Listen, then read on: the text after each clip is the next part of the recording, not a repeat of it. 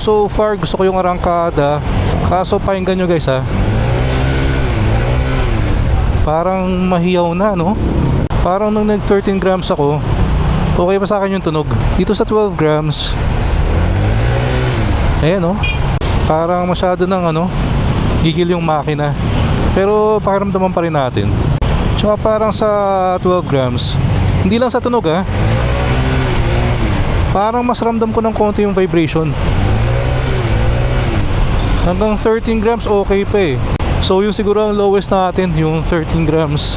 Hindi naman malakas yung vibration, pero nararamdaman ko lang sa bandang upuan. Ayan o. Nakalimutan ko palang i-reset ulit yung fuel consumption. Pero dapat mas tipid na to kasi nga naka touring mode na tayo. Nung naka sport mode tayo sa NCY Torque Drive, same setup, pinagkaiba lang yung bola. Naka 14 grams tayo. Nasa tayo nun, 26 kilometers per liter. Pero again, city riding lang, talagang paikot-ikot lang. Kaya maraming stop and go traffic. Kaya I'm not sure baka kailangan lang ng break-in pa nitong 12 grams natin na bola. And kaya ako bumili ng 12 grams na bola. Siyempre gusto kong subukan na straight, pero balo ko rin sana mag mix and match. Testing ko rin sana yung 12-14 combination. So pag sa bigat parang 13 grams straight lang no. Pero may nabasa kasi ako na hindi raw advisable mag-combine ng bola kung magkaibang bigat. Dapat daw straight yung bigat para even yung pressure sa ramp. Pero marami rin kasing gumagawa ng ganun yung nagmi-mix and match. Parang ang explanation dun pag nag-combine ka ng bola, may magaan, may mas mabigat, nagkakaroon ka ng arangkada pa rin galing dun sa mas magaan na bola, pero at the same time may dulo pa rin daw dahil dun sa mas mabigat.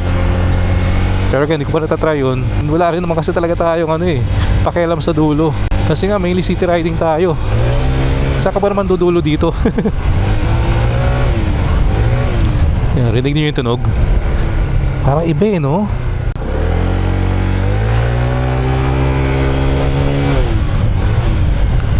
Parang hindi ako masyadong kampante dun sa tunog.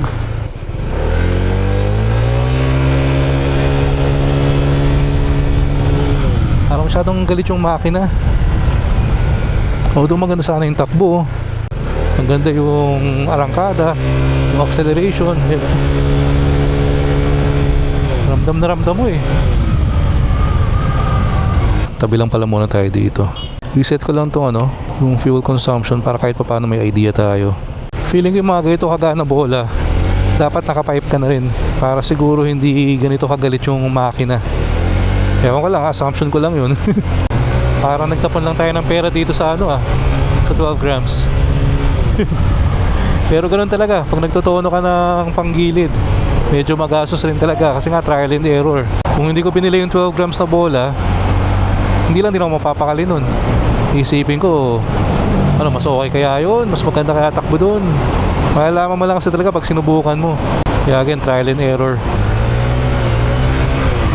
Yan, sarap ng arangkada, kaso nga lang yung tunog. Yung vibration parang hindi ko na masyadong nararamdaman ngayon. Hindi ko alam kung nasanay na lang ba ako, kasi nga mahina lang naman.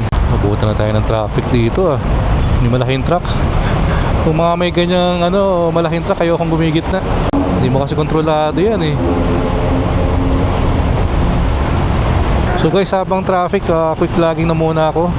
So mga hindi pa nakasubscribe, pa-click naman ng subscribe button below. Yung pa-like and share the video na rin.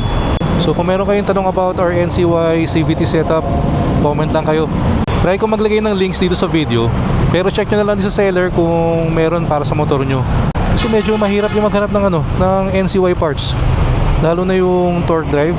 Pwede rin kayo mag-PM sa NCY Motorsports Philippines sa Facebook page nila, para kung hindi nyo mahanap yung pyesa na para sa motor nyo, para pwede ka nilang i-refer sa NCY dealer na malapit sa'yo.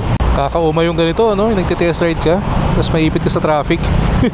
So going back pala doon sa usapang bola, kung merong gumagamit kayo ng combi na 12-14 grams, pa-comment naman kung kamusta yung takbo. Ganun ba talaga kalayo ang performance straight 13 grams? Kasi hindi rin naman nalalayo yung 12 sa 14 grams di ba? Kung baga inisip ko, magmamatter ba talaga yun? Kasi iniisip kong mas malaki yung impact siguro pag mas malaki yung yung difference dun sa dalawang bola. Kunyari 12 grams tsaka 16 grams, tipong ganun. Alright, so maraming salamat sa sumama sa quick ride natin today. Sana nagustuhan nyo yung ginawa nating tono session ngayon. So kita-kita sa next video. Ingat kayo lahat palagi, always ride safe. Peace out.